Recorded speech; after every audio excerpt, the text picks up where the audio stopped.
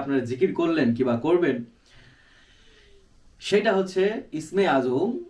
আর ইউনুস, এই আমাদের ইউনুস নবী, উনি কিন্তু, আপনারা গল্প তো ছোটবেলায় পড়ছেন, বড় তো পড়ছেন হয়তো কিবা জানেন, এই এই ইউনুস নবী, উনি কিন্তু, উনাকে আল্লাহ তাআলা পরীক্ষা করেছিলেন। তো উনাকে কিন্তু একটা বড় বড় হচ্ছে মাছ, সমুদ্রের মধ্যে একটা তিমি মাছ উনাকে গিলে খেয়ে নিয়েছিলেন, এবং উনি পেটের মধ্যেও জিন্দা ছিলেন। তখন উনি কিন্তু এই একটা শব্দ বারবার কিন্তু পাঠ করছিলেন, হ্যাঁ, কমান্ড করতেছিলেন।